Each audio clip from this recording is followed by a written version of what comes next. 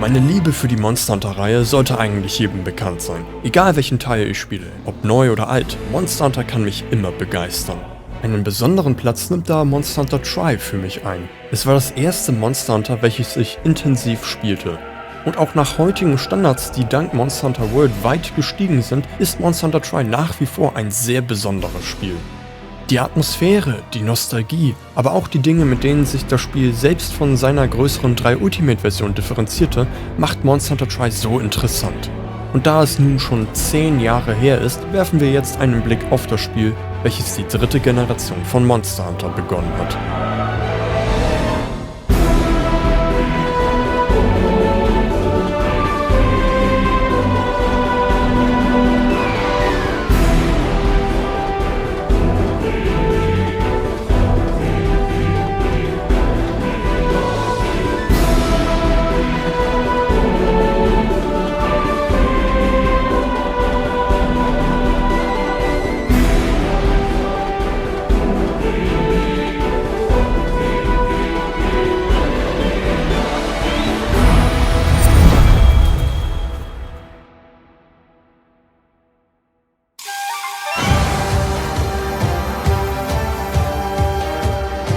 Der Anfang findet noch vor dem eigentlichen Spiel statt, nämlich im Marketing. Denn durch diese Werbekampagne bin ich überhaupt erst auf Monster Hunter aufmerksam geworden. Das Gimmick der Wii-Konsole war es ja, dass man sie wie einen Fernsehreceiver nutzt. Die Controller waren die Fernbedienung und die Spiele und Menüpunkte waren die einzelnen Sender, durch die man schaltet. Neben Sendern wie dem Mii-Kanal gab es auch den Nintendo News Channel, wo man die neuesten Trailer und Infos zu Nintendo-Spielen bekommt. In Retrospektive war das einfach Nintendos Art, die Werbung direkt zum Nutzer zu bringen, bevor sie YouTube für sich entdeckt haben. Gott, bin ich alt. Damals sah die Gaming-Landschaft noch ganz anders aus. Ich wusste zum Beispiel nicht mal, was eine Capture Card ist.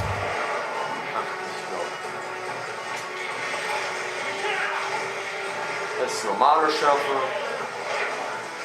Ja, ich glaube, wir fangen. Ja, so sah das damals aus, wenn man versucht hat, YouTube-Videos zu machen. Naja, bei mir zumindest. Jetzt fühle ich mich noch älter. Man kann zumindest nicht leugnen, dass eine technische Verbesserung bei meinem YouTube-Content stattgefunden hat. Bevor ich überhaupt Monster Hunter Tri ausprobierte, gab es Dutzende Videos über das Spiel im Nintendo News Channel. Und das waren nicht nur Trailer, sondern auch Präsentationen von Monstern, Waffen und Gebieten. Und mein junges Ich hat das natürlich aufgesaugt wie ein Schwamm. Fun Fact: Monster Hunter Tri sollte ursprünglich auf der PlayStation 3 erscheinen. Monster Hunter 1 und Monster Hunter DOS sind ja auch auf den Sony-Konsolen erschienen.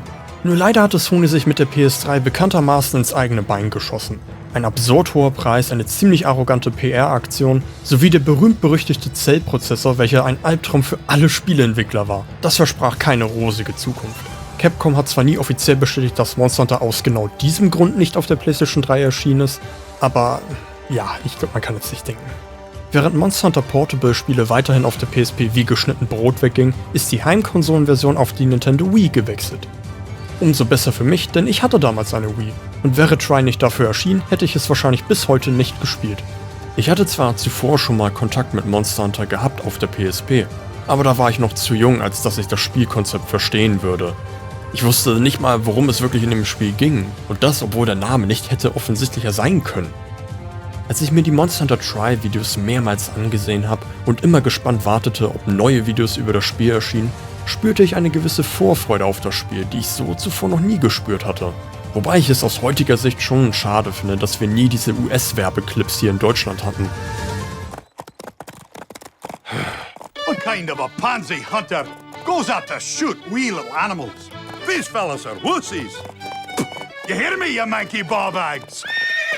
The best way to hunt is in groups of 2 to 4 in order to ensure victory over their prey.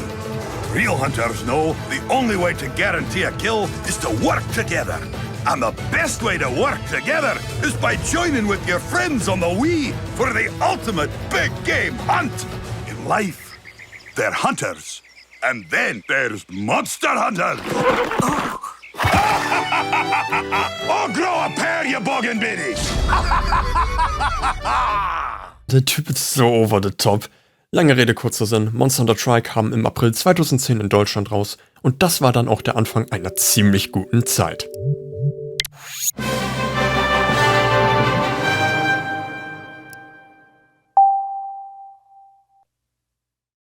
Wolltet ihr schon immer mal ein Dark Fantasy Abenteuer RPG auf eurem Handy spielen? Gut, ich auch nicht. Diese Trash-Mobile-Spiele locken immer mit atemberaubenden Bildern, die es so im Spiel nie gibt. Diese Werbebilder sehen zu gut aus, um wahr zu sein, weil sie nicht wahr sind. Jetzt schauen wir uns doch mal ein paar Bilder von Monster Hunter an.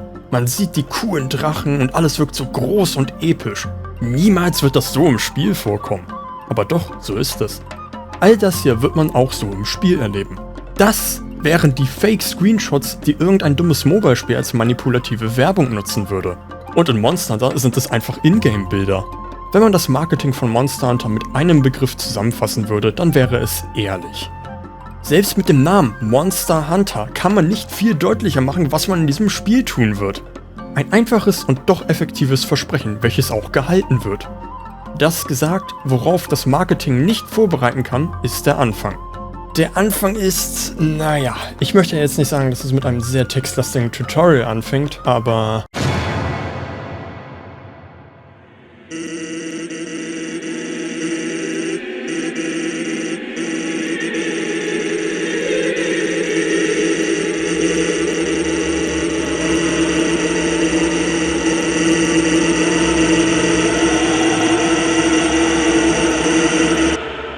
Nee, bitte nicht nochmal. Man hat sogar noch weniger Waffenoptionen als noch in den vorherigen Spielen oder auch später in 3 Ultimate. Warum sage ich das so glücklich? Das ist was Schlechtes. Die Unterschiede zwischen 3 Ultimate und Tri sind auf den ersten Blick nicht so groß. Ein interessanter Unterschied zwischen den beiden Spielen ist, dass man in Tri nur mit dem Schild und Schwert und ohne Ausrüstung startet. Das mag vielleicht nicht wie ein großer Unterschied wirken, doch es steht symbolträchtig dafür, wie viele kleine Änderungen in 3 Ultimate dazu kamen und das Spielerlebnis erheblich verändern konnten. Man startet also nur mit einer Waffe. Wenn man so wie ich die in Tri neu eingeführte Morph-Axt benutzen will, muss man viel Geduld mitbringen. Die Materialien findet man nämlich erst in späteren Gebieten. Verhältnismäßig dauert es nicht lange, bis man in diesem Gebiet ankommt. Es bedeutet aber, dass man sich bis dahin mit einer anderen Waffe zurechtfinden muss. In 3 Ultimate konnte ich zu meiner Objekttruhe gehen und hatte von jeder Waffenart ein Exemplar bereit zum Nutzen. Und diese Freundlichkeit, die in 3 Ultimate dazu kam, fehlt in Monster Hunter Tri. Nicht nur Waffen wie die Doppelklingen oder das Jagdhorn sind nicht im Spiel vorhanden, auch die Monsterliste war um einiges kompakter. Und das hat auch einen nicht unwichtigen Einfluss auf das Spiel gehabt. Der Großfroggy zum Beispiel ist eines der frühen Monster in 3 Ultimate und bietet dem Spieler eine Möglichkeit, früh eine gute Rüstung mit Giftresistenz zu bekommen, was die späteren Kämpfe gegen Giginox oder Rathian stark vereinfacht. In Tri gab es dieses Monster aber noch nicht.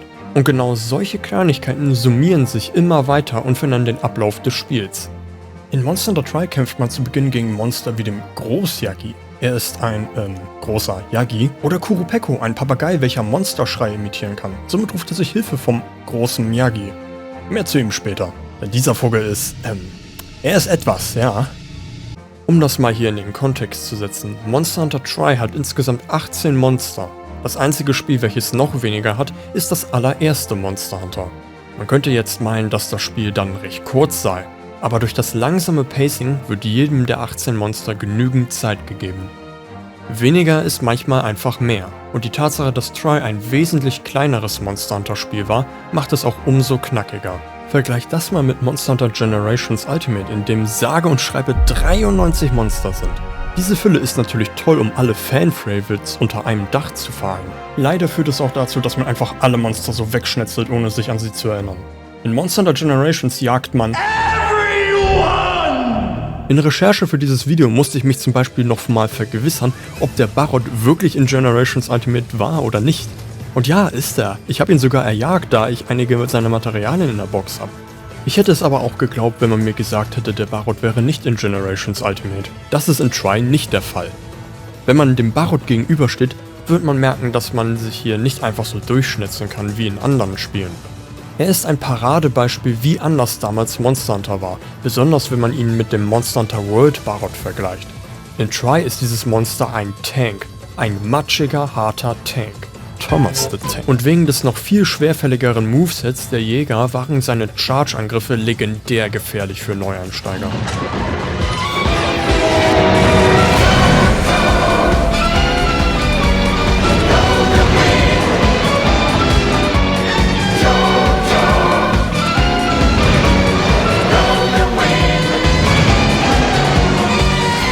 Ein sehr herzliches Willkommen zum Spiel, auf jeden Fall. Wie ist denn also nun der Anfang von Tri? Nun, nicht gut, so viel steht fest. Mit dem Erklären von grundlegenden Features wird man eine Weile beschäftigt sein. Und dann arbeitet man nicht mal alle Aufgaben am Stück ab, sondern man erfüllt eine Aufgabe, kehrt dann zurück ins Dorf, bekommt die nächste Aufgabe und muss wieder zurück auf die Insel gehen. So kann man auf jeden Fall auch das Tutorial strengen. Aber es soll ja jetzt hier um die Nostalgie gehen, deswegen sehen wir mal das Positive daran, dass wir wieder zurück auf die Ödnisinsel gehen.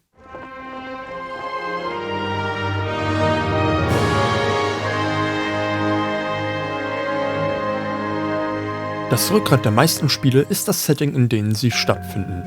Manchmal gibt es Spiele, die ich nur wegen des Settings mag, obwohl mir der Rest des Spiels nicht wirklich viel dazu gibt. Xenoblade Chronicles. Monster Hunter 1 und 2 hatten noch ein sehr überlappendes Setting. Dementsprechend war es sehr überraschend, dass Monster Hunter Tri weit davon entfernt ist und einen völlig neuen Abschnitt dieser Welt erkundet. Die Welt von Monster Hunter ist tatsächlich reichhaltig mit Lore und Worldbuilding gefüllt. Das macht Monster Hunter Tri umso interessanter, da es an einem der abgeschiedensten Orte der bekannten Welt liegt. Besonders mutig war die Entscheidung, alles Etablierte der vorherigen Spiele nicht wie sonst mitzunehmen, sondern etwas völlig Neues zu bieten. So sind alle Gebiete in Tri komplett neu und bis auf Rathian, Rathalos und Diablos sind alle Monster brandneu. Diese Entscheidung überschneidet sich perfekt mit dem restlichen Setting. Moga ist ein Fischerdorf, welches vor der Küste der Ödnisinsel liegt. Da dieser Ort relativ abgelegen ist und die Dorfbewohner auf dem Wasser sicher vor Monstern sind, ist die Tätigkeit des Monsterjägers nicht gefragt. Zumindest bis eines Tages ein Erdbeben unter Wasser das Dorf erschüttert, also ein Seebeben. Aber ist nicht jedes Seebeben auf der Erde auch automatisch ein Erdbeben? Ist ja auch egal. Die Bewohner vermuten die Präsenz eines starken Monsters hinter diesen Seebeben und heuern einen Jäger, also uns, den Spieler, an. Hat man sich dann durch das Tutorial gequält, kommen nach und nach die Quests herein. Erklärt wird dieser langsame Anfang damit, dass Moga am Ende der Welt liegt und die Gilde so weit draußen im Nirgendwo nicht einfach Quests herausgibt.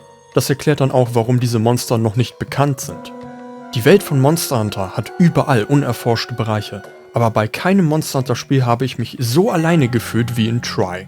Und genau diese Isolation vom Rest der Welt ist es, was die Begegnung mit den Monstern so viel beunruhigender macht. Wohin die Reise einführt, sollte auch nicht unerwähnt bleiben. Monster Hunter hat wie viele Spiele bestimmte Gebietstypen. Das waldige Startgebiet, die Wüste, den Dschungel, die Tundra, der Vulkan, etc.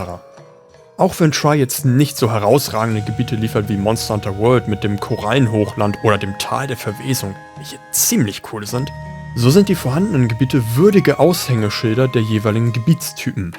Der Vulkan fühlt sich wirklich wie ein Vulkan an. Man fängt in ein paar grünlichen Arealen an und dann geht's immer weiter nach oben ins feurige Lavagebiet. Später kann man sogar auf den Vulkankrater rauf. Die Tundra ist ein riesiger Eiszeitgletscher. Die kalte und verlassene Atmosphäre wird von den dunklen Höhlen perfekt unterstrichen.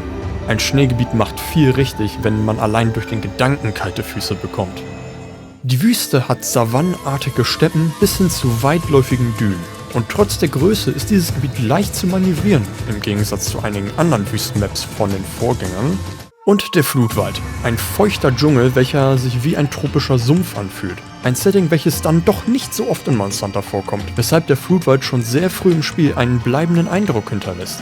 So bleibend, dass der Flutwald in Monster Hunter Rise zurückkehrt. Allein diese Pyramide wirft so viele Fragen auf und ist gleichzeitig eines der interessantesten Landmarks in Monster Hunter. Aber auch die Sandebene feiert eine Rückkehr in Monster Hunter Rise. Das unterstreicht, wie besonders die Areale in diesem Spiel sind. Naja, und dann gibt es noch den Moga-Wald bzw. die Ödnisinsel, aber den habe ich ja schon erwähnt. Diese 5 Areale sind fantastische Jagdgebiete. Es fällt mir schwer, ein Lieblingsgebiet herauszusuchen. Ich würde aber sagen, es ist entweder der Flutwald oder die Tundra. Der Vulkan ist auch gut. My guiding moonlight.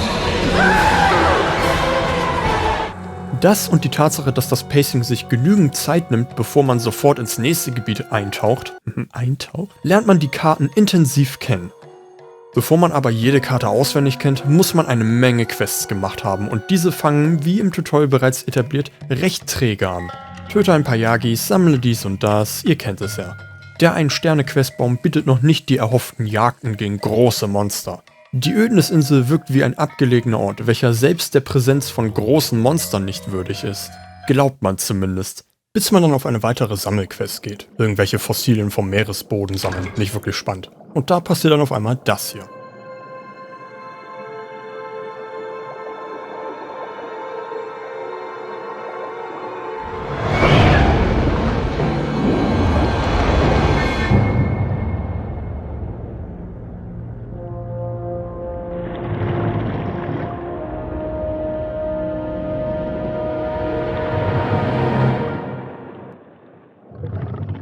Oh no!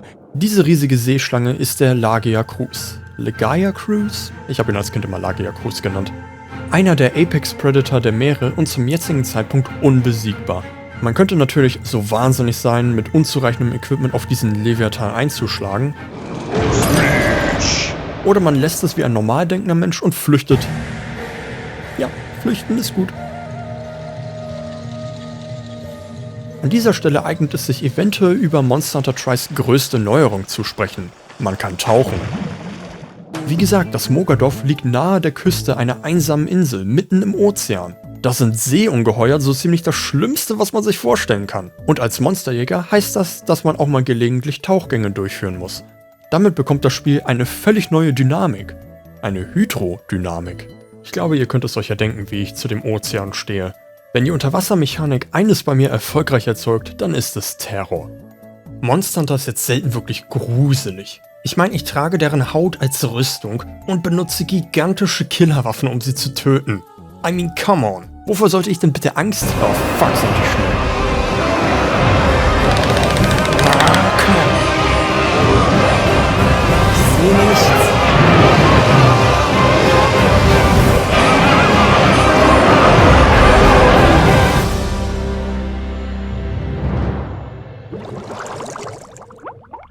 Die Unterwasserkämpfe wurden sehr kontrovers von der Community aufgenommen. Es sei zu schwerfällig, Angriffe gehen ins Leere und die zusätzliche Richtung steuert sich nicht wirklich gut. Und naja, was soll ich sagen, außer, ja, stimmt schon, aber ist das wirklich etwas Schlechtes? Ich meine, wir spielen einen Menschen im Wasser.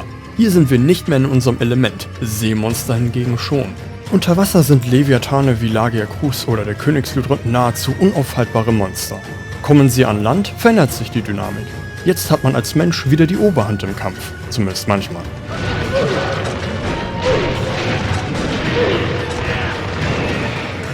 Damit gibt Monster Hunter Tri den Kämpfen etwas ganz Neues. Früher haben die Monster auch die Gebiete gewechselt. Schaut man sich aber diese Arenen an, ist der einzige Unterschied die Größe. Sie sind alle flache Ebenen mit einer anderen Kulisse gewesen. Wenn aber der Gubul sich dazu entscheidet, an Land zu gehen, um in flache Gewässer zu fliehen, ist das alles andere als nur ein Tapetenwechsel. Die Kämpfe an Land und in Wasser sind wie Tag und Nacht. Lustiges Trivia, ich hatte früher immer Probleme mit dem Gubul unter Wasser gehabt. Seine Moves waren einfach schwer zu kontern und seine Lehmstacheln haben nicht wirklich geholfen. Wenn ich damals nur gewusst hätte, dass man mit dem Frosch an der Angel ihn sofort an Land ziehen kann. Viel effektiver als zum Beispiel den Barot mit Dung in ein anderes Gebiet zu vertreiben, wo der Kampf genauso abläuft wie zuvor. Der Rest des Unterwasserkampfsystems ist runtergebrochen dasselbe Kampfsystem wie an Land, nur noch langsamer, woran sich viele gestört haben. Ich glaube aber, dass mit dem heutigen World-Gameplay Unterwasserkämpfe deutlich flüssiger ablaufen könnten, pun intended, selbst wenn der Kampf im Wasser nicht immer spaßig ist. Es ist ein wichtiger Schlüsselpunkt des Spiels. Der Lagiacrus als große Bedrohung des Dorfes ist nicht zufällig auch das Symbol der Unterwasserkämpfe. Und das wird perfekt mit den nächsten Begegnungen mit ihm dargestellt. Wenn man das zweite Mal auf den Lagiacrus trifft, beginnt der Kampf sogar an Land. Man soll ihn nicht töten oder fangen, man soll ihn aber von der Insel runter ins Wasser vertreiben.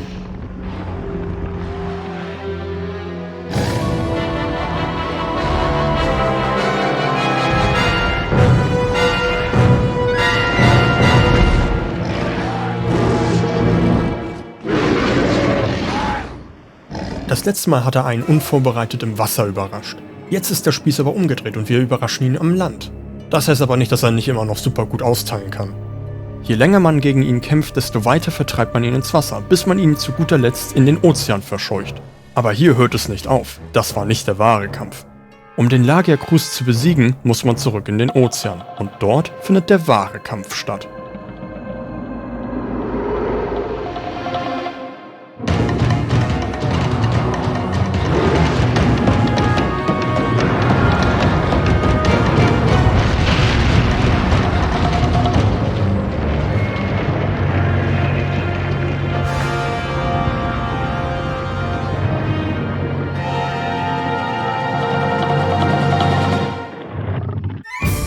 Das ist ein Test des eigenen Könnens. Bis zu diesem Zeitpunkt hat man viel erlebt und Ausrüstung gesammelt, die stark genug ist. Doch der Lagia Cruz ist ein zäher Knochen. Er verkörpert alle Aspekte des Unterwasserkampfes. An Land ist er ein langsames Krokodil und seine Blitzangriffe sind nur auf kurze Reichweite gefährlich. Aber im Wasser, im Wasser zeigt er sein wahres Gesicht. Der Lagia Cruz schießt wie ein Torpedo durch die Meere. Seine Blitze werden sogar durch das Wasser einen größeren Bereich schocken und ist er erst einmal wütend, verleiht er all seinen Angriffen einen Donnerzusatz. Das Stunlock-Potenzial schießt damit auch deutlich in die Höhe. Am schlimmsten wird das, wenn er eine Hüft-Check-Donner-Kombo macht. Aus dieser kann man nur schwer entkommen. Dieser Unterwasserkampf ist eine wahre Herausforderung, die mir bis heute in Erinnerung geblieben ist. Und bevor jemand sagt, ich hätte hier nur die rosarote Brille für den Unterwasserkampf auf, die offensichtlichen Schwächen sind mir bekannt. Die Kamerasteuerung unter Wasser war unverzeihlich. Besonders wenn man so wie ich auf die hakelige Steuerung der Wii-Fernbedienung angewiesen war. Nicht jeder konnte sich einfach so einen Wii Pro Controller leisten. Und es ist mir auch noch ein Rätsel, warum Nintendo bis heute immer noch keinen vernünftigen Controller ihren Konsolen beilegt. Selbst auf ihren Handhelds haben sie das nicht vernünftig hinbekommen. Als ich die 3DS-Version von 3 Ultimate spielte, hat mich die Kamerasteuerung in den Wahnsinn getrieben. Es hatte mich so sehr gestört, dass ich mir sogar dieses super klobige CirclePad Pro für den 3DS geholt habe. Der New 3DS, jetzt mit optimierter Steuerung, damit man Monster Hunter endlich wie ein verdammt normales Videospiel spielen kann. Wirklich, wofür habe ich mir das geholt? Goddammit, Nintendo! Während ich verstehe, warum es so zäh und schwerfällig ist, bin ich mir sicher, dass ich mich nicht darüber beschwert hätte, wenn sie das Unterwasser-Gameplay schneller gemacht hätten. Das ist alles viel zu schnell unter Wasser. Niemand jemals. Ein netter Nebeneffekt, der das Kämpfen im Wasser hat, ist das im Vergleich schnelle Gameplay an Land. Hat man sich erst einmal an die beschissene Kameraführung gewöhnt und die Zeit, bis ein Angriff endlich ausgeführt wurde, verinnerlicht, werden einem die normalen Kämpfe wie ein Spaziergang vorkommen. So ging es mir zumindest. Für das, was es ist es ganz gut. Denn wirklich viele Beispiele für ein besseres Unterwasser-Gameplay gab es zu diesem Zeitpunkt nicht. Und selbst jetzt fällt mir spontan nur Sekiros Unterwasser-Gameplay ein. Und dieses war nicht ansatzweise so zentral wichtig wie in Try.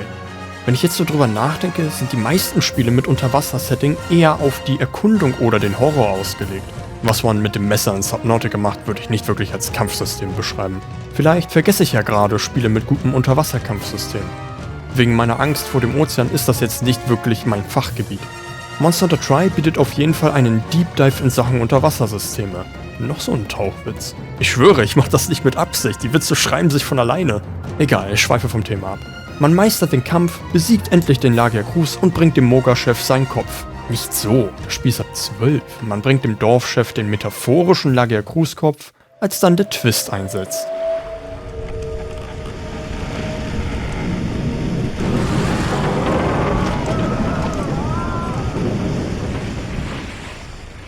Yep, es geht noch weiter. Wie sich herausstellt, war der Lagia Cruz doch nicht für die Erdbeben verantwortlich. Ups. Während die Gilde also herausfindet, was die Erdbeben auslöst, öffnet sich an dieser Stelle das Spiel etwas und gibt einem die Möglichkeit, sich auf den unvermeidlich bevorstehenden Konflikt vorzubereiten.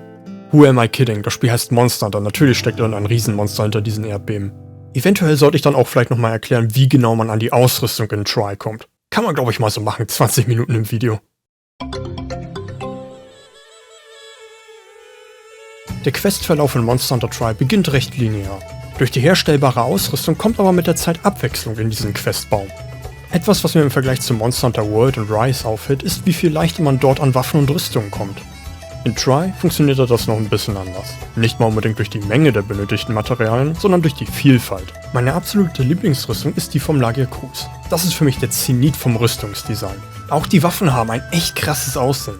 Und wenn ich schon beim Thema bin, lasst mich mal kurz abschweifen und darüber reden, wie cool es in Try eigentlich ist, dass die Waffen unterschiedliche Designs für ein einziges Monster haben. Das ist mit neueren Monster Hunter Teilen irgendwie untergegangen. Ich meine, das ist super cool. Du kannst eine High-Damage-Waffe haben oder eine High-Elemental-Waffe haben und die sehen unterschiedlich aus und haben eigene Designs, was es nochmal unique macht, sein eigenes Lagia Cruz-Bild und ich komme vom Thema ab, ich merke schon.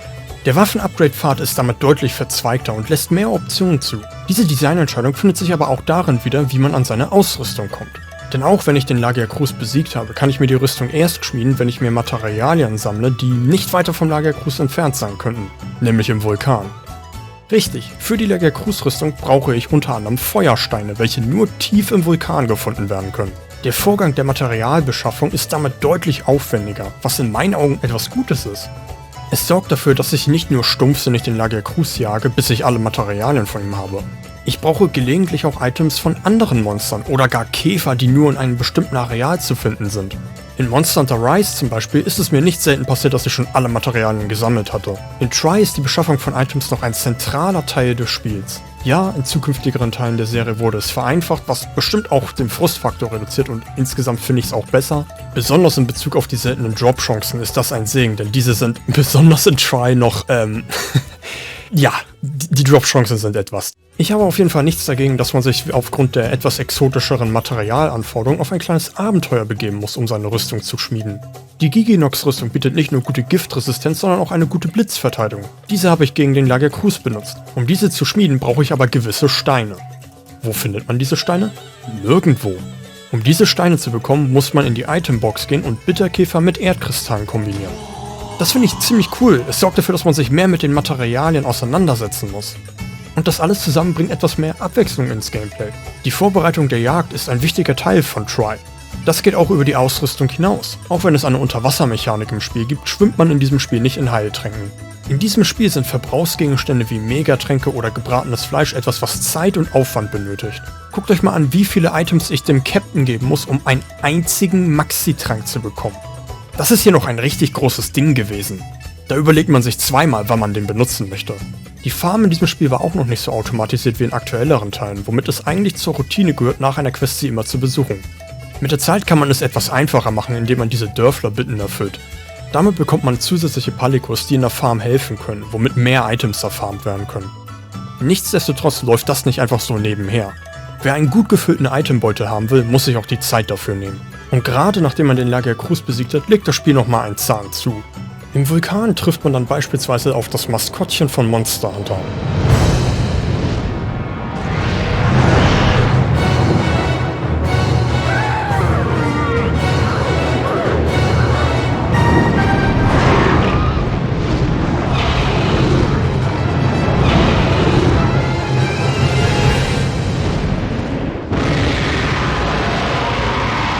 Gott, ist ein Schrei in Tri cool. Bis heute gibt es kein offizielles Statement, warum sie den Schrei vom Rathalos verändert haben. Ich finde, diese ist noch so powerful. Der Rathalos haut aber ganz schön gut rein. Ebenso der Bariot in der Tundra. Meine Güte, ist der schnell. Das war auch so ein Kampf, an dem ich richtig lange festhing. Und apropos schnell, was ist denn mit dem Diablos in diesem Spiel los? Diablos war schon immer ein fordernder Kampf, aber die Tri-Version setzt dem die Krone auf. Wenn dieser wütend ist, wird er einfach doppelt so schnell. Kein Scherz, das hier ist nicht vorgespult. Diablos wird einfach zu einem Landtorpedo. Fun Fact, der Diablos ist ein Herbivore, das heißt, er frisst nur Pflanzen. Denkt man nicht sofort, da der Diablos eine mörderische Aggressivität hat und einen Killcount, der wahrscheinlich nur von Drachenedissen übertroffen werden kann, aber ja, ich fand das eigentlich ganz interessantes Trivia. Diese Phase zum Ende des Spiels ist echt gut. Das Spiel kommt hier so richtig in Fahrt. Der Questbaum bietet viele verschiedene Missionen mit neuen Monstern, die auch alle wirklich fordernd sind. Hin und wieder bekommt man dann auch noch neue Bitten vom Sohn des Chefs. Erfüllt man diese, kommen weitere Quests dazu, unter anderem ein Treffen mit dem besten MCU-Schurken Thanos mit seinem 6-Tonnen-Kill. Oder auch später der Agnaktor, welcher neben dem Lagiacruz mein Lieblingsleviathan ist. Denn das einzige, was an einen Donnerleviathan im Wasser herankommt, ist ein Feuerleviathan, der durch geschmolzenes Gestein schwimmt. Oh, du bist so viel besser als Lavasius. Das ist die Phase von Tri, in der das Jäger- und Sammlerprinzip wirklich gut funktioniert. Größtenteils zumindest. Wisst ihr, das Farmen und Looten macht echt Spaß, wenn man sich darauf einlassen kann. Ich kann mir die Mühe machen, Honig und Kräuter anzubauen, um Megatränke herzustellen. Ich muss es aber nicht. Man kniet sich so weit rein, wie man Bock hat. Und wenn nicht, dann halt nicht. Problematisch wird es, wenn die besagten Dörflerbitten für den Spielfortschritt Pflicht werden. Hier muss ich meine Aussage vom vorherigen Kapitel etwas ergänzen. Ich mag die Unterwasserkämpfe, mit Ausnahme der Haifischkämpfe. Diese zählen zu einer bestimmten Art von Gegnern im Spiel, welche, wenn sie genug Schaden erlitten haben, in den Tiefen des Meeres verschwinden. Will man sie looten, muss man umständlich mit Harpunen auf sie einstechen. Und zwar oft. Die Items, die sie fallen lassen, sind auch recht wertloser Ramsch. Das ist also nicht etwas, was man gerne macht. Dramatische Pause. Eine der Dörflerbitten verlangt von euch ein Stück Haihaut. Entweder ihr hattet das Glück, irgendwann mal eins davon aufgesammelt zu haben, was unwahrscheinlich ist, denn wie gesagt, man muss die Haie explizit mit der Harpune töten, damit überhaupt ein Kadaver zum Looten übrig bleibt. Oder ihr habt das Pech wie ich und dürft euch jetzt auf Haifischjagd begeben. Und das heißt 20 Mal mit einer Harpune auf einen Hai einstechen, bis er stirbt. Alleine seid ihr dabei auch nicht. Und damit das Spiel euch noch extra ins Gesicht lacht, besteht bei jedem Stich eine Chance, dass die Harpune kaputt geht. Man kann maximal 5 mit sich mittragen. Wenn man also ganz besonderes Pech hat, gingen alle eure Harpunen kaputt, bevor ihr überhaupt einen einzigen Hai getötet habt. Das ist Spaß? Hier ist ein Tipp, mit dem es etwas einfacher wird.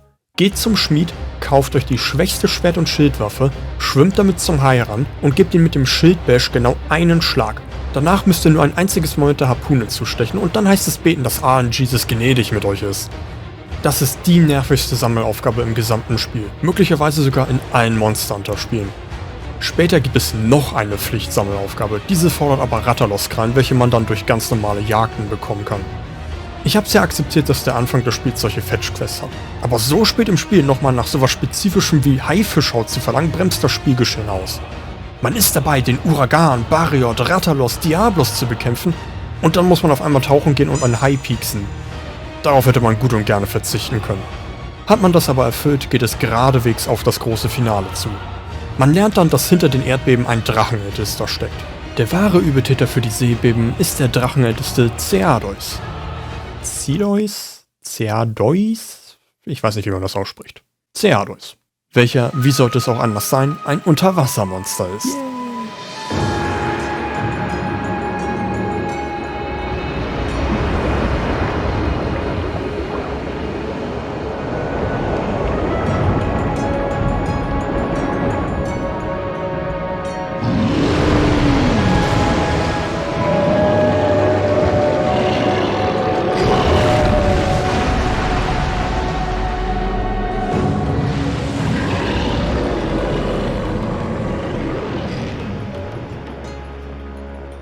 Ein Monster dieser Größe gab es noch nie in Monster Hunter, schon gar nicht unter Wasser. Und hier zeichnet sich auch eine andere Facette des Unterwasser-Gameplays ab.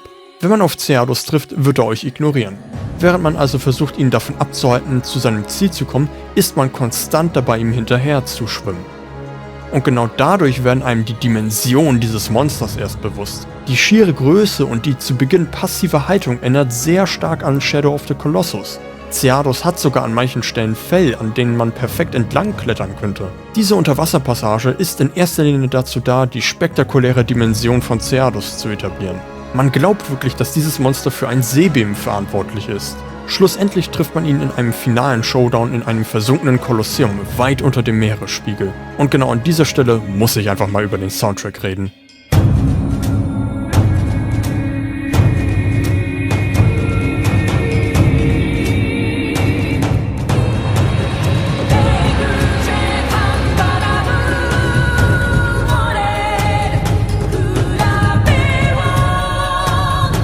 Ich bin ein richtiger Nerd, wenn es um Soundtracks in Videospielen geht. Die Tatsache, dass der Tri-Soundtrack als Extrainhalt für Monster Hunter World zum Kauf angeboten wird, deutet darauf hin, wie beliebt der Soundtrack wirklich ist.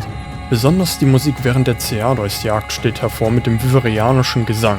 Eine ausgedachte Sprache für Monster Hunter, in der japanische Texte grob ins Französische übersetzt werden und dann wieder zurück ins Japanische. Das Ergebnis ist ein sehr spiritueller Song, der sowohl die Anmut als auch die Kraft dieses riesigen Monsters widerspiegelt. Es ist schwer zu sagen, was genau als Inspirationsquelle für den Soundtrack diente. Vielleicht ist es aber auch genau das, was die Musik so einzigartig macht. Verwirklicht wurde der Soundtrack durch das Prager Orchester, eines der größten Sinfonieorchester in Europa. Und das merkt man sofort.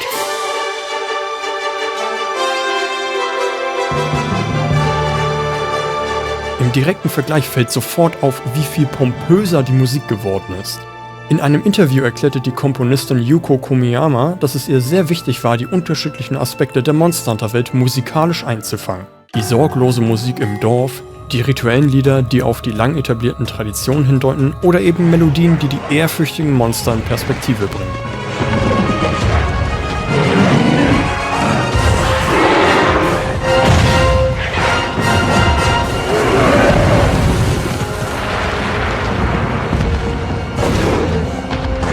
Auch der tonale Wechsel von der ersten und zweiten Generation lässt diesen Soundtrack hervorstehen. Die Titelmelodie von Tri erweckt die Entdeckerlust auf ein neues, unbekanntes Abenteuer. Gleich zu Beginn des Spiels sagt einem der Soundtrack, hey, hier wartet eine große, unbekannte Welt und du willst sie erkunden.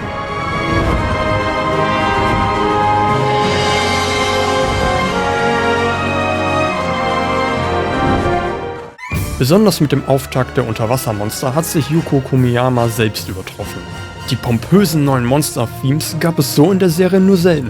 Die Musik für die einzelnen Gebiete hat der unterstützende Komponist Tadayoshi Makino perfekt auf den Punkt gebracht. Egal ob das tropische Theme für den Flutwald oder die eiskalte Melodie für die Tundra.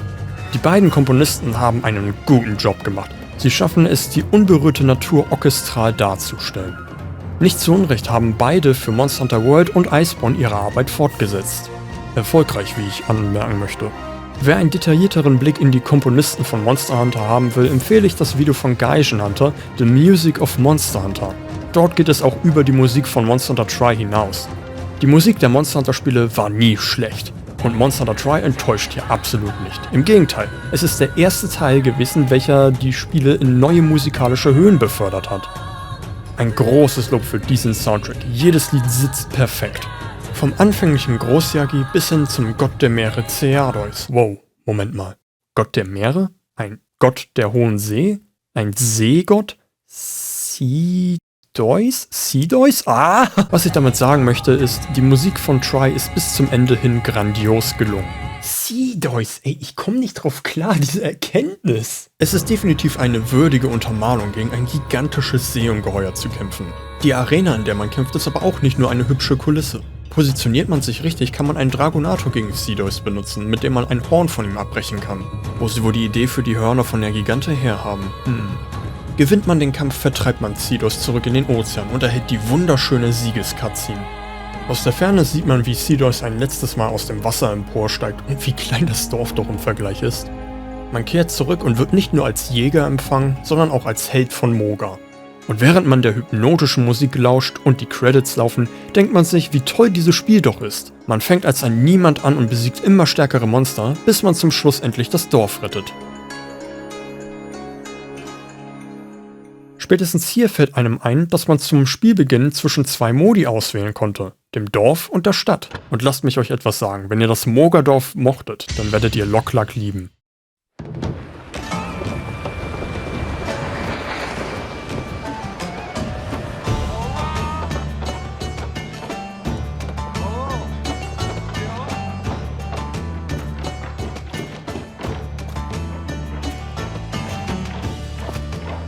Wie nach jedem großen Story-Monster ist das Spiel natürlich nicht zu Ende. Nach dem Low-Rank folgt der High-Rank mit deutlich stärkeren Monstern und besonders hierbei ist zu bemerken, Moment, nein, jetzt kommt nicht der High-Rank. Monster Hunter Tri ist in zwei Abschnitte eingeteilt, der Singleplayer im Mogadorf und der Multiplayer in der Wüstenstadt Lok-Lak. Die Sache ist jetzt folgende. Anders als man es in aktuellen Monster Hunter Spielen vielleicht noch gewohnt ist, teilt sich der Fortschritt vom Single- und Multiplayer nicht. Waffen und Rüstungen und alle Materialien können ohne Probleme benutzt werden. So bin ich früher an meine erste Morph-Axt gekommen, da es eine Quest gab, bei der man Insektenteile früher im Multiplayer bekommt als im Singleplayer. Wenn man das erste Mal in die Stadt kommt, geht das Spiel davon aus, dass man noch nicht mal die Story durchgespielt hat. Also fängt man nicht im High-Rank an, sondern man macht den Low-Rank. Nochmal.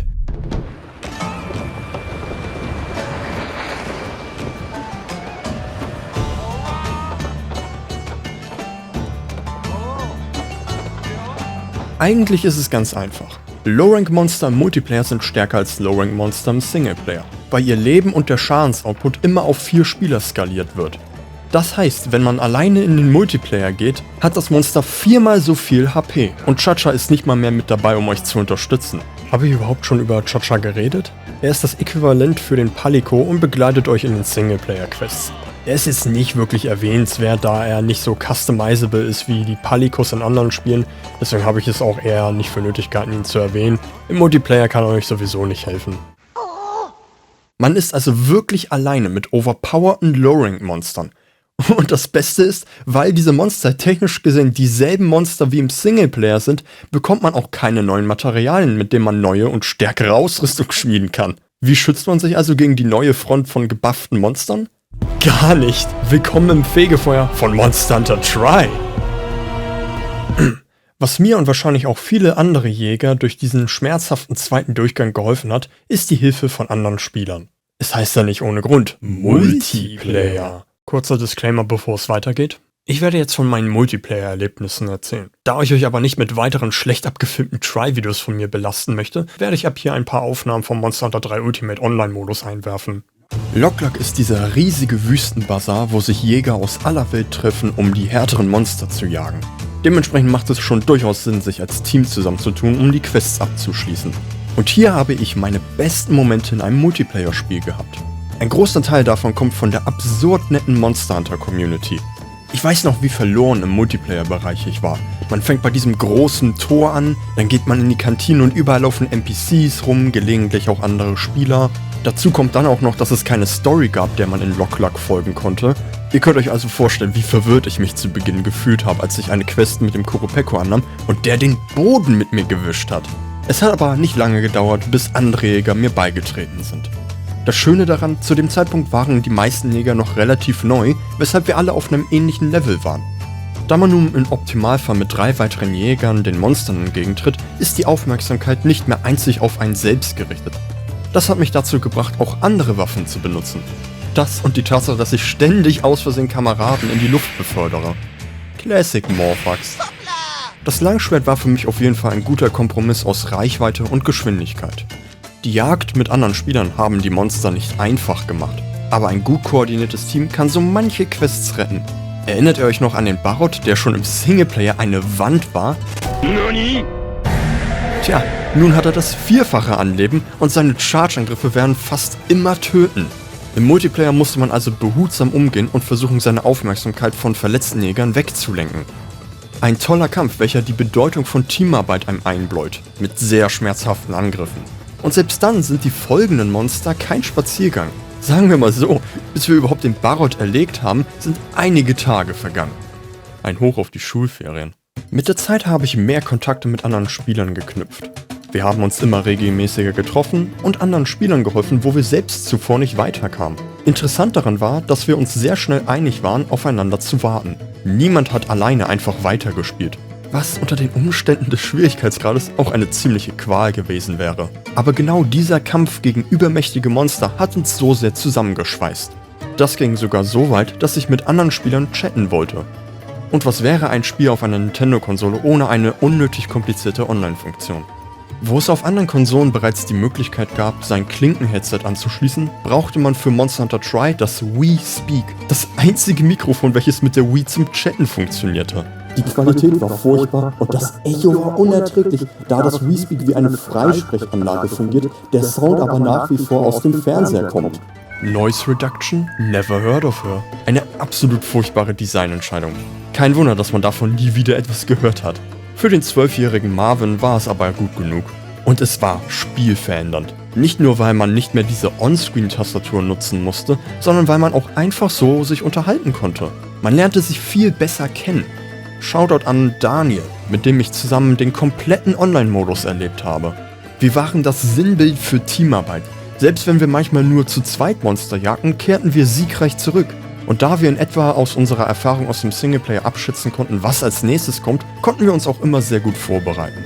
Bis dann eines Tages das beim Einloggen passierte. Lok-Lak war auf einmal in einem Sandsturm gehüllt. Wir wussten damals nicht, was passierte. Alle Bewohner redeten von einem großen Monster und man erfährt, dass Lok-Lak an diesem Ort gegründet wurde, als vor langer Zeit ein Elder Dragon diese Oase angriff. Nun kehrt dieses Monster zurück. Man muss sich das mal vorstellen. Da spielt man seit Wochen, ja Monate hinweg online mit anderen Spielern, macht sich immer mehr mit Lok-Lak vertraut und auf einmal passiert so ein Event. Das ist nicht so wie heute, wo in einem Livestream die kommenden Events und Monster angekündigt werden. Dieses Event kam aus dem Nichts. Dementsprechend war die Überraschung groß, als es auf einmal hieß, wir müssen Lok-Lak vor dem Gen Moran beschützen.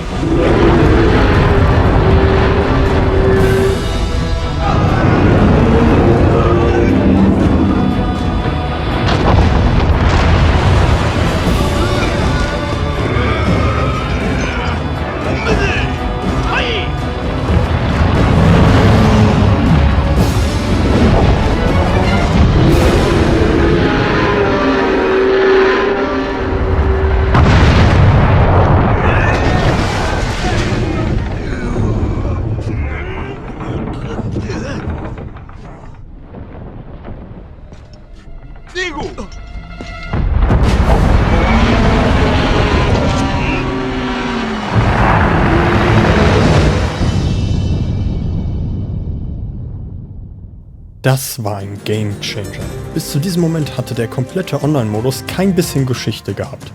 Besonders weil man erneut gegen die Monster des Singleplayers angeht, fühlte es sich losgelöst vom Rest des Spiels. Es war genau dieser Moment, wo ich verstanden habe, dass meine Erlebnisse mit anderen Jägern die Geschichte ersetzt. Lok-Lak war ein Ort, wo ich mit Freunden Spaß hatte. Und hin und wieder gab es dann Monster, die uns zwar Probleme machten, aber auch die konnten wir irgendwann bewältigen. Und genau dieses Miteinander war der Hauptfokus. Und nun taucht plötzlich dieses riesige Monster auf und droht Lok-Lak, unsere Basis, unsere Heimat zu zerstören. Natürlich waren wir da mehr als nur bereit, diese Event-Quest zu bestreiten.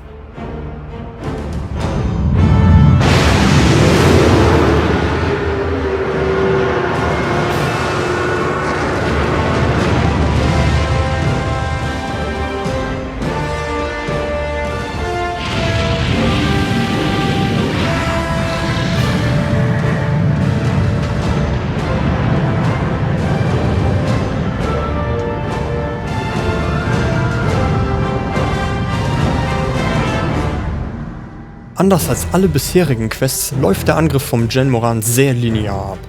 Auf einem Sandsegler à la Avatar schießt man mit Ballisten und Kanonenkugeln auf diesen riesigen Sandwal. Hierbei muss man versuchen, den Genmoran daran zu hindern, das Schiff zu zerstören, bis man in dem finalen Showdown ihn entweder abwehrt oder tötet. Beim Kampf gegen Sealoys habe ich ja schon den Vergleich von Shadow of the Colossus gemacht. Treffender könnte dieser Vergleich nicht sein, wenn der Genmoran sich gegen das Schiff rammt und man auf dem Rücken des Monsters laufen kann. What? Das war damals mindblowing für mich. Genau deshalb habe ich mir nach der Ankündigung von Monster Hunter World keine weiteren Trailer mehr angesehen. Dieser Wow-Effekt ist einfach etwas, was ich mit dieser Serie verbinde. Es gibt mir das Gefühl, dieses Spiel selber zu entdecken. Ein weiterer Wow-Effekt ist auf jeden Fall auch der Moment, wenn man in der letzten Phase den Drachenspeer in den Bauch vom Genmoran rammt und die Try-Version von Proof of the Hero anfängt zu spielen. Das ist doch gut! Das ist der wahrscheinlich beste Siege-Kampf in der gesamten Serie. In Monster Hunter 1 gab es Lao Shanlung und in Monster Hunter Freedom Unite gab es diese Giant Enemy Crab, dessen Namen niemand sich merken kann. Aber das hier war das erste Mal, wo sich die Dynamik im Kampf wirklich verändert hat und man nicht nur passiv wartet, bis das Monster zu einem kommt. Diese Quest ist so viel mehr. Sei es der Kampf auf dem Rücken der Bestie oder das Management der Waffen auf dem Sandsegler. Das ist ein kolossaler Kampf, der sogar heute noch mit den modernen Siege-Quests mithalten kann. Sora wer? Sorry, ich spiele kein Kingdom Hearts. Es ist ein ermächtigender Moment, wenn man die Oberhand im Kampf erlangt, aber dennoch eine gewisse Dringlichkeit vorhanden ist. Das Boot, welches die letzte Verteidigungslinie von Lok-Lak ist, kann der Genmoran mit Leichtigkeit zerstören. Doch wenn man so weit im Spiel gekommen ist, hat man bereits Erfahrung gesammelt. Die Probleme, die ich anfangs mit meinen Freunden hatte, wurden immer einfacher zu überkommen. Nichts hat das besser bewiesen, als dieses riesige Ungeheuer zu besiegen.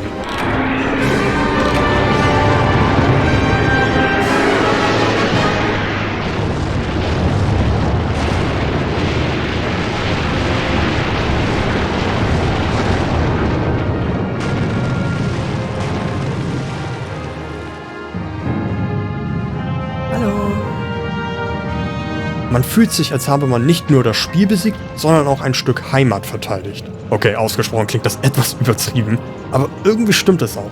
Der Mehrspieler von Tri war für einen kurzen Teil meines Lebens der Ort, wo ich mich mit meinen Freunden getroffen habe. Wir haben über das WeSpeak über alles Mögliche gequatscht, in der Taverne rumgealbert und sind selbstverständlich quer durch alle Gebiete gezogen, um bessere Ausrüstung herzustellen. In diesem Sinne, ja, Lok-Lak hat eine Bedeutung für mich. Es ist ein emotionaler Ort, an dem ich mich oft mit Freunden getroffen habe. Natürlich war mir klar, dass Lok-Lak nicht wirklich in Gefahr ist. Hätte das Versagen der Quest aber zur wirklichen Zerstörung von Lok-Lak geführt, wie heutzutage einige Live-Events in Spielen die Welt permanent verändern, ich hätte bestimmt die eine oder andere Träne vergossen. Aber wir waren siegreich und mit dem Triumph über diesen Drachenältesten waren wir uns sicher, dass wir die größte Herausforderung gemeistert haben. Gott, waren wir naiv.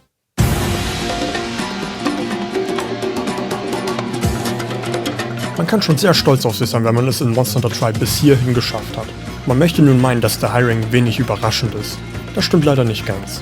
Normalerweise geht es nach dem Low Rank direkt in den High Rank. Logisch, ein einfacher Schritt von 1 zu 2.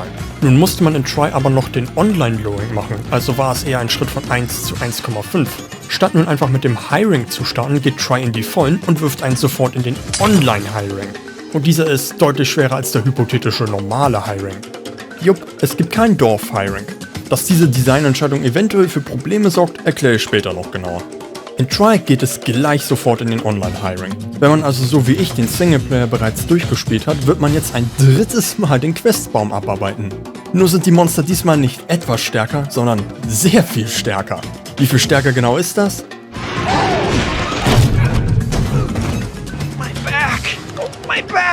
Von nun an machen die Monster signifikant mehr Schaden und halten auch so viel aus, dass man selbst mit einer vollen Jägergruppe ins Schwitzen kommt. Und wir reden hier von Yagis, fucking Yagis, dem Bodensatz von Monster Hunter Tri. Ihr könnt euch also vorstellen, was für Befürchtungen ich für die bevorstehenden Monster hatte. Du schon wieder.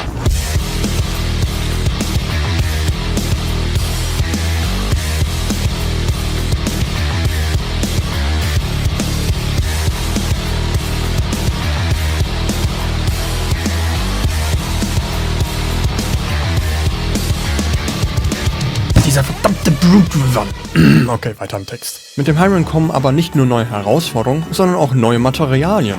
Egal ob Monster looten, Erze abbauen oder Knochen sammeln, überall gibt es neue Materialien und das bedeutet neue Ausrüstung. Und diese Ausrüstung ist im High-Rank ein Muss. Da es sich jetzt nicht um High-Rank-Monster handelt, sondern um die deutlich stärkeren Multiplayer-High-Rank-Monster, tut man sich keinen Gefallen damit, die Low-Rank-Rüstung weiterhin zu tragen. Man sollte also schnell neue Ausrüstung erfahren und dafür kann man eine neue Funktion des High-Ranks ausnutzen. Quests haben von nun an ein Unstable Environment. Das bedeutet mehrere Dinge. Eine davon ist, dass man eine Chance hat, zufällig auf der Map zu spawnen. Das klingt erstmal schlecht, besonders wenn man mitten im Ozean spawnt, obwohl man eine Ratjan am anderen Ende der Map jagen soll. Es bringt aber auch die seltene Möglichkeit mit sich, an geheimen Sammelorten zu starten. Diese waren vorher nicht zugänglich und können nur auf diese Art und Weise erreicht werden. Man sollte also immer genügend Spitzhacken und Käfernetze mitbringen, um das meiste aus diesen Orten herauszuholen. Und das lohnt sich. Mit diesen neuen High-Rank-Erzen kann man sich zum Beispiel die neue Legierungsrüstung schmieden. Diese ist eine solide Rüstung für den Einstieg in den High-Rank. Und wie man vielleicht schon an dem Barot gemerkt hat, ist das auch bitter nötig. Und kleiner Spoiler, von hier an wird es nicht wirklich leichter. Also ja, diese Rüstung ist eigentlich ein Muss. Nun wünschte ich, dass das auch bei den Waffen so einfach wäre, aber nein. Hier ist die Konfrontation mit den Monstern unausweichlich, was ein Problem ist. Und das liegt nicht nur daran, dass der Barot eine Mördermaschine ist. Oh nein, das ist noch viel schlimmer. Ein weiterer Aspekt der instabilen Jagdumgebung lässt sich gut beobachten, wenn wir uns ansehen, wie ich mir die Barot-Morph-Axt erfarmt habe. Diese wollte ich unbedingt haben und nein, das liegt nicht nur daran, weil sie Blitzkrieg heißt. Sie macht auch eine Menge Damage. Genug, dass ich es über mich ergehen habe lassen, erneut vom Barot überrollt zu werden. An dieser Stelle ist es eigentlich schon fast Masochismus. Eine Sache war aber seltsam an dieser Quest. Als der Barot mich mal wieder K.O. geschlagen hat und ich auf dem Weg zurück zu ihm war, ist eine der Subquests erfüllt worden. Diese sind kleine Nebenaufgaben wie das Brechen von bestimmten Teilen oder das Sammeln von Items. In diesem Fall das Abtrennen vom Barot-Schwanz. Warum verliert also der Barot offscreen sein Tail? Deshalb. Darf ich vorstellen, die Geisel des High-Ranks und euer neuer bester Freund, ob ihr wollt oder nicht, der Demonio.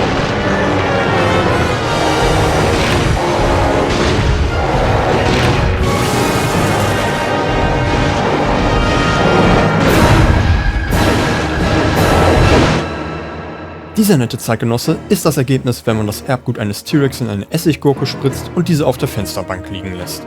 Here's Johnny! Einige werden ihn in Monster Hunter World kennengelernt haben, aber hier im Try-Online-Modus hat er seinen Erstauftritt gehabt. Und als High-Rank-Frischling möchte man so selten wie möglich auf ihn stoßen. Es sei denn, man ist einer von diesen Wahnsinnigen gewesen, die freiwillig diese eine Kurupeko-Quest gemacht haben, um deutlich früher an Demonio-Ausrüstung zu kommen. Welche, was man nicht vergessen sollte, in Try eine der besten Ausrüstungen des Spiels ist. Und ja, dieser Papagei ist damit in der oberen Reihe der gefürchtetsten Monster im High-Rank. Und das nur, weil er den Demonio herbeirufen kann. Glaubt mir, nach dem High-Rank sieht man den Kurupeko mit ganz anderen Augen. Selbst wenn man einen großen Bogen um diesen verdammten Vogel macht, kann man dem Demonio nicht entkommen. Er wird zwar nicht in jeder Quest vorkommen, in den Quests mit dem Environmental Unstable Tag können zum Beispiel auch andere Monster auftauchen. Nur wenn ich mir anschaue, was da so alles dabei ist der Demonio das Worst-Case-Szenario. Im Vergleich zu ihm wirkt der Barot wie ein Baby und fast jede Quest, in der der Demonio auftaucht, endet in einer Niederlage. Man möchte meinen, dass das dritte Mal alle Monster im Spiel zu jagen einem vor dem Kopf stößt. Tja, mich nicht. Zu diesem Zeitpunkt war man es schon gewohnt, immer die gleichen Monster zu verkloppen. Aber jetzt winken auch auf einmal die Belohnungen des High-Ranks und das ist schon ziemlich motivierend. Now I'm a little motivated. Und diese Motivation ist auch dringend nötig, denn der Fortschritt im High-Rank, Nun sagen wir mal, es wurde etwas grindy und langatmig. Das hier ist nicht Monster Hunter World, wo es fairere Drop-Chancen gibt. In World bekommt man deutlich einfacher die gewünschten Materialien zusammen, als in Try, wo ein Panzerschocker Plus gerne mal in einer mehrtägigen Lagercruise-Bestandsdezimierung endet. Wer glaubt, die neuen Monster Hunter-Spieler haben unfaire Drop-Chancen, hat ganz klar noch nie Monster Hunter Try gespielt. Gib mir deinen Wyvernstein! Du bist ein Wyvern, ich weiß, du hast ihn, gib ihn her! Das ganze Farmen ist die Mühe aber wert. Die High-Rank-Versionen der Monster wachen in ihrer Höchstform. Starke Angriffe, die im Low-Rank schon wehgetan haben, sind jetzt mit hoher Wahrscheinlichkeit One-Hit-Kill-Moves. Deshalb ist gute Positionierung im High-Rank nochmal deutlich wichtiger als ohnehin schon. Angreifen, die Waffe wegstecken, Heiltränke trinken, das alles sollte wohl überlegt sein, sonst ist es schnell um einen geschehen. Nach Möglichkeit sollte man sich immer in Bewegung befinden. Aber selbst da gilt es vorsichtig zu sein, denn Monster wie Agnakta können ihre Angriffe vorauszielen. Da lacht man heute drüber, da die Kämpfe nun deutlich dynamischer sind. Aber unterschätzt nicht, wie oft solche Moves zum Game Over geführt haben. Der Aufwand lohnt sich aber, denn die High-Rank-Rüstungen sind jeden Zenny wert. Die Key-Quests, um hier die nächsten Ränge zu erreichen, waren brutal schwer. Besonders erinnere ich mich an die Rathalos Ratian Doppelquest. Wie oft wir diese Quest versuchen mussten, war schlimm. Besonders da wir sie nicht nur einmal schaffen müssen, sondern für jeden in unserer Gruppe, da der Jägerrang nur vom Quest-Host freigeschaltet wird. Also 4-mal hintereinander solche Aufgaben versuchen zu meistern. Das ist natürlich ziemlich stressig, es lohnt sich aber, da wir dann alle die neuen Quests annehmen können. Genau das hat dann unseren Zusammenhalt in der Gruppe gestärkt, da wir natürlich alle gemeinsam weiterkommen wollten. Niemand wird zurückgelassen. Wie gesagt, es war eine sehr einladende Gruppe und ich war froh, dass wir dieses Mantra hatten. Da die gnadenlosen Drop-Chancen im High-Rank das Erlangen neuer Ausrüstung deutlich aufwendiger machte, hatten wir mit dem Experimentieren aufgehört und jeder fokussierte sich auf eine bestimmte Aufgabe. Ich bin wieder zurück zu meiner Morph-Axt gewechselt, mit dem Versprechen, so wenig Spieler wie möglich in die Luft zu schleudern. Mein Ziel war es also, das Beste aus der Morph-Axt rauszuholen. Wenn man so möchte, war das Monster Hunter Try's Endgame. Inzwischen sind wir ja von World und Iceborne förmlich verwöhnt, was Endgame-Content angeht. So wirklich angefangen hat das aber erst mit Monster Hunter 4 Ultimate. Sobald man die letzte Jagd im Questbaum abgeschlossen hat, ist das Spiel zu Ende gewesen. Und das ist auch nichts Schlechtes. Bis zu diesem Augenblick hatte ich bereits über hunderte Stunden in Monster Hunter Try gesteckt. Es gab quasi Event-Quests, diese waren aber fest im Spiel verdrahtet, ähnlich wie der Gen Moran. Es war aber trotzdem lustig, so ein paar Joke-Quests zu haben. Zum Beispiel jagt man in einer Quest einen Mini-Uragan. Und wenn ich Mini sage, dann meine ich das auch. Er ist winzig, haut aber dennoch so stark rein, als wäre er normal groß. Es ist, als versuche man ein kleines Huhn zu fangen, nur hat dieses Huhn die Kraft von einem 20 Meter großen Dino. Untermalt von dieser absurden Musik hat diese Quest ihren ganz eigenen Humor. I am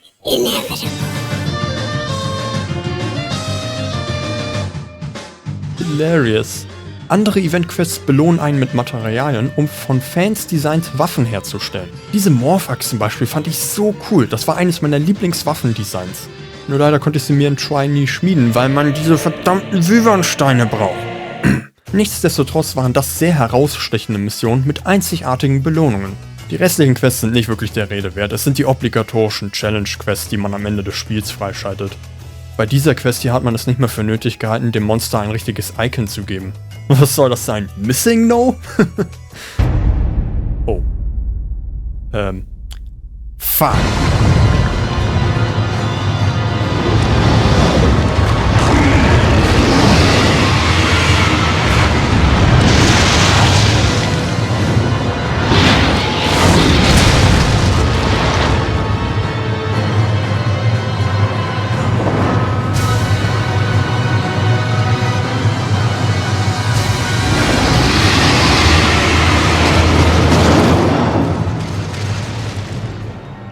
Ich hatte ja schon mehrmals von Hürden gesprochen, die auf unserem Weg zum Vervollständigen des Spiels lagen.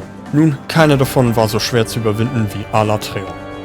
Der schwarze Drache der Zerstörung ist Teil der verbotenen Drachenältesten.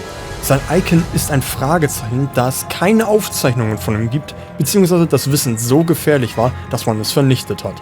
Erst in Monster Hunter Iceborne, fast 10 Jahre später, wurde dieses Wissen wiederentdeckt. Auch außerhalb des Spiels war die Geheimhaltung damals ein ziemlich großes Ding.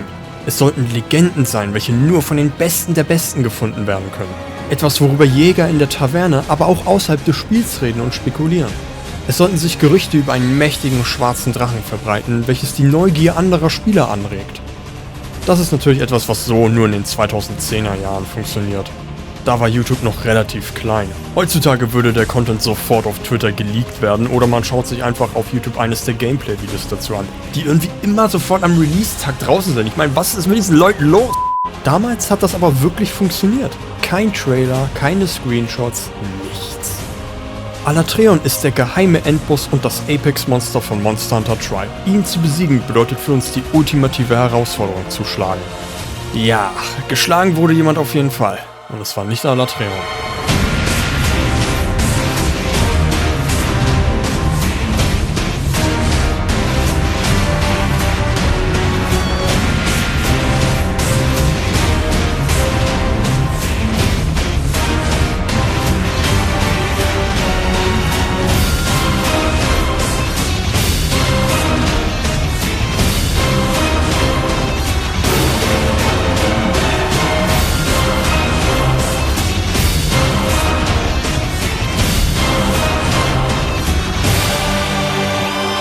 Alatreon war eine Zerreißprobe, so sehr, dass wir sehr früh an unser Limit kamen. Zu Anfang wirkte es ja noch recht machbar. Wir haben einen Drachenältesten, der zwischen Feuerdrache, Donner und Eis wechseln kann, super schnell ist und schon durch leichteste Schläge Quests beenden kann. Soweit so einfach. Was die Sache nochmal bedeutend schwerer gemacht hat, war die Tatsache, dass es kein Monster wie Alatreon in Monster Hunter Tri gab, an dem man hätte trainieren können. Am Barot kann man ganz gut trainieren, wenn man mit dem Dämonio-Problem hat, da beide recht ähnliche Dino-Monster sind. Wenn man sich Alatreon anschaut, dann hat er Ähnlichkeiten zu anderen Drachenältesten wie Kushala Daora oder Theostra.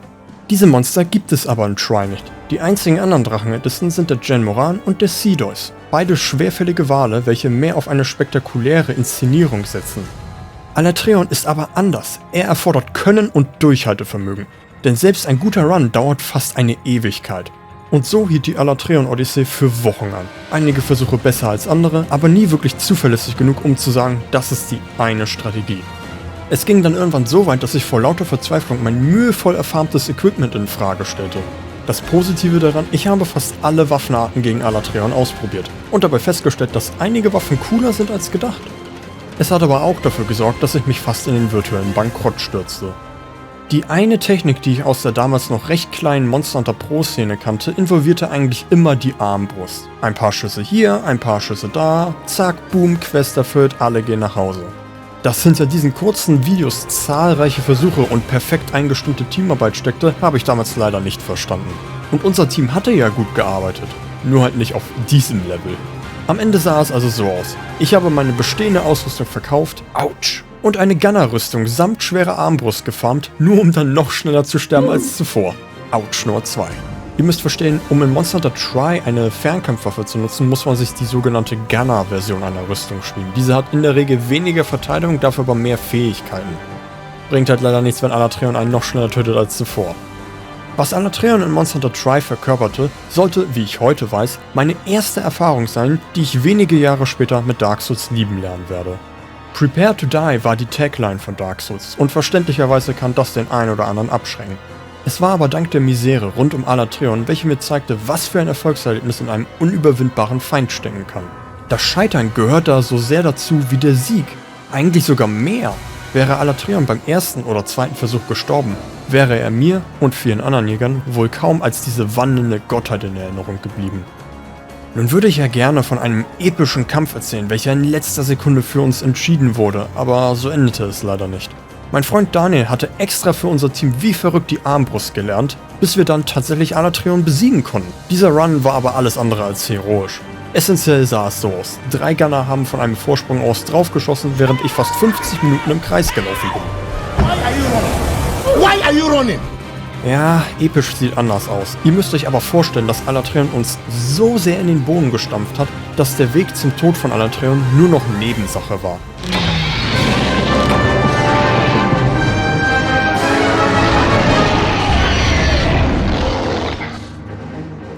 Sein Tod war für uns eine Erleichterung und wir waren froh, es geschafft zu haben. Allein seine Waffen erfordern zerbrochene Himmelsdorn, welche von seinen Hörnern gewonnen werden können. Möchte man diese auch noch upgraden, oh boy, dann sollte man sehr viel Zeit und Glück mit sich bringen. Denn um Alatreons seltensten Drop zu bekommen, müssen beide Hörner gebrochen werden, damit man eine Chance hat, sie am Ende der Quest zu bekommen. Das Endgame von Monster Hunter Tri bestand sozusagen daraus, Alatreons Ausrüstung zusammenzustellen. Und ich kann es niemandem übel nehmen. Alatreons Ausrüstung ist der Meta des Spiels, wie die Pros sagen würden. Für unsere kleine Jägergruppe war aber damals schon klar, wenn wir nicht schon mit 13 Jahren graue Haare haben wollen, sollten wir Alatreon in Ruhe lassen. Fürs Erste zumindest. Unser Langzeitziel war es nun weiter zu trainieren, damit wir einen ernsthaften Kampf gegen Alatreon führen. In diesem Kampf soll dann jeder seine eigene Waffe benutzen, mit der er am besten vertraut ist. Das bedeutete für mich, meine verkaufte Ausrüstung neu zu farmen. Ups. Aber das war nicht mal wirklich schlimm, weil in diesem Prozess unser aller Können besser wurde. Wir waren irgendwann sogar so gut, dass wir Late-Game High-Rank-Quests zu zweit oder sogar alleine schaffen konnten. Und das war etwas, was am Anfang des Multiplayers für mich fast undenkbar war. Mit dieser neuen Lernkurve kam das Ziel schnell in Reichweite. Doch dazu sollte es nie kommen.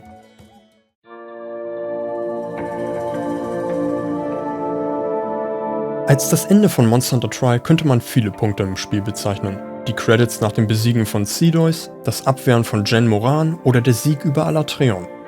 Für mich endete Monster Hunter Tri, als die Server abgeschaltet wurden. Am 30. April 2013 wurden die Online-Server für Monster Hunter Tri abgestellt. Zu dem Zeitpunkt war ich noch nicht so Gaming-News-affin wie heute, weshalb mich das eiskalt überraschte. Ich dachte zuerst, dass mein Internet schuld sei. Als ich bereits meine ersten YouTube-Videos zu Tri gemacht habe, war meine Idee tatsächlich mit den Jungs zusammen etwas aufzunehmen. Aber auch das war dann damit vom Tisch. Das Ärgerlichste ist, dass damit komplett Logluck für immer verloren ist. Der Grund, warum ihr so oft im Video 3 Ultimate Videomaterial seht, liegt daran, dass man Logluck nur mit aktiver Internetverbindung nutzen kann. Damit ist dann der komplette Content, den man nur in Logluck erleben konnte, auch weg. Kein Jen Moran, keine High-Rank-Quests und Ausrüstung, kein Demonio und auch kein Alatreon. Und ihr glaubt nicht, wie frustrierend das war. Besonders grausam war, dass man im Singleplayer immer noch beim Schmied sehen konnte, was mir für die Alatreon-Waffen fehlte. Und es gibt keinen Weg mehr, an diese Materialien zu kommen. Außer man cheatet. Es war ja nicht mal so, dass wir irgendwas noch nicht in Tri gesehen haben. Wir waren bereits an einem Punkt, wo wir nicht mehr des Spieles wegen uns in Logluck trafen, sondern einfach um etwas gemeinsam als Freunde zu machen. Es war alles erledigt, was man hätte machen können, alle Monster gejagt. Aber fertig wollten wir alle mit dem Spiel noch nicht sein. Die Chance, selber diesen Schlussstrich zu ziehen, wurde uns aber genommen. Vielleicht hätten wir ja eine Woche später von alleine aufgehört. Vielleicht aber hätten wir auch noch ein paar Monate weitergespielt. Die Server waren bis zum Schluss gut gefüllt, umso abrupter fühlte sich dieses Ende an. Und bis heute frage ich mich, wie würde unser selbstgewähltes Ende aussehen? Wer eines meiner Monster Hunter Let's Plays gesehen hat, weiß, dass ich seit jeher mir selber aussuche, wann ich mit dem Spiel fertig bin. Sei es ein Endboss oder einfach ein bestimmter Gegner, den ich mag. Ich höre dann auf mit dem Spiel, wenn es sich richtig anfühlt, damit aufzuhören. Und genau das gibt mir das Gefühl, das Spiel abgeschlossen zu haben. Eine Chance, die ich für Tri nie hatte. Besonders schade ist das, weil ich damit natürlich auch den Kontakt zu meinen Monster Hunter Freunden von jetzt auf gleich verloren habe. Als jemand, der damals noch oldschool-mäßig ein Club-Handy nutzte, war WhatsApp oder andere Social-Media-Plattformen noch keine Option gewesen. Und weil Nintendo diese verdammten Freundescodes hat, die irgendwie einmal für die Konsole, aber auch einmal für das Spiel gelten, hatten wir uns nur den Spiel geaddet, weswegen wir nicht wissen, wie wir auf unseren Konsolen hießen. Goddammit Nintendo, es wäre so einfach gewesen. Selbstverständlich hat mich das traurig gemacht. Aber das liegt ja nur daran, weil es eben eine tolle Zeit war. Monster Hunter Tri ist wegen seinen emotionalen Höhen und Tiefen ein tolles Stück Kindheit für mich. Und es war genau dieses schnelle Ende, welches mich dazu motivierte, der Monster Hunter Reihe zu folgen. Zuerst auf dem 3DS und dann schließlich mit Monster Hunter 3 Ultimate auf der Wii U. Und dort hatte ich eine ebenso geniale Zeit. Und wie das ablief? Naja, das glaube ich brauche ich nicht mehr groß erläutern, oder? Normalerweise würde das Video an dieser Stelle enden, aber über die Jahre hat sich etwas getan. Dieses Video ist schon ein paar Jahre in der Entstehungsphase. So lange, dass das komplette letzte Kapitel eigentlich das Ende meines Videos war. Aber inzwischen gibt es tolle Nachrichten. Fans von Monster Hunter Tri haben nach über 10 Jahren einen Weg gefunden, Logluck zu besuchen. Projekt MH3SP macht es möglich. Nun hätte ich das letzte Kapitel nochmal neu aufnehmen können, aber ich finde, es hat ganz gut meine Ansicht über das Thema der Spielerhaltung aufgefasst. Und auch wenn es jetzt einen Weg gibt, auf diesen Content zuzugreifen, ändert das nichts an meiner Sichtweise. Wir sollten nicht auf Fanmods und Emulation angewiesen sein, um sowas zu präservieren. Aber das ist halt das Problem der Spieleindustrie. Alles ist im Hier und Jetzt und wenn ein Spiel sich monetär nicht mehr lohnt, dann hat man gefälligst zum nächsten zu gehen. Immerhin hat Capcom dazugelernt und zukünftige Monster Hunter-Spiele so konzipiert, dass man selbst ohne Online-Verbindung auf den Kern-Content zugreifen kann. Nun würde ich euch liebend gerne im Detail erklären, wie genau man jetzt in Lok-Lak wieder reinkommt und was da im Hintergrund genau passiert. Nur habe ich leider selber keine Ahnung, wie das geht. Ich war schon froh, dass ich es bei mir zum Laufen bekommen habe. Ich kann euch aber eine grobe Erklärung geben, was hier passiert. Das ist die beste Art von Erklärung, weil ich keine Verantwortung trage, wenn ich etwas Falsches sage. Was ihr essentiell macht ist, ihr erstellt einen Python-Server auf eurem Rechner, der dem Spiel vorgaukelt, mit den Nintendo-Servern verbunden zu sein. Der Online-Content ist ja im Spiel vorhanden, wird aber durch einen Server-Check blockiert. Damit das Spiel nun nach eurem Fake-Server sucht, anstatt nach den offiziellen Try-Servern, müsst ihr eure legal erworbene Monster Hunter Try-ISO-Datei patchen. Mit dieser gepatchten Datei, eurem Python Master Server sowie einem Tool, um SSL-Zertifikate zu generieren, steht euch fast nichts im Weg. Komm schon. Ja! Ja! Holy shit! Großen Dank an den Monster Hunter Try Discord-Server. Die Guides dort waren eine sehr große Hilfe. Ich verlinke aber auch nochmal ein Video, welches den gesamten Setup durchläuft. Ich bin ein absoluter Höhlenmensch, wenn es um diesen ganzen Server- und Python-Kram geht. Wenn also sogar ich das schaffe, dann schafft es jeder. Auch du. Es ist schön zu sehen, dass nach all den Jahren, nachdem die Server abgeschaltet wurden und Dutzende neue Monster Hunter Spiele erschienen sind, immer noch eine gar nicht mal so kleine Community existiert, die sich um den Erhalt von Monster Hunter Try kümmert. Ich weiß auch nicht, wie ich es sagen soll. Ich finde es einfach super zu wissen, dass es immer noch diese Fanbase gibt. Ich war nur einer von vielen, die das Ende von Try so abrupt fanden. Um genau zu sein, finde ich es immer noch krass, dass die Try-Server nach gerade mal 3 Jahren einfach so abgestellt wurden. Die wollten halt alle, dass man auf die Wii U rüberspringt, ne? Das ist, als hätte Capcom die Monster Hunter World Server 2021 abgeschaltet. Wäre wahrscheinlich nicht so gut angekommen. Aber nun gut, das Thema Spielepräservation ist so groß, es hätte sein eigenes Video verdient. Jetzt wird es aber erstmal Zeit, dass ich das Video hier zu Ende bringe.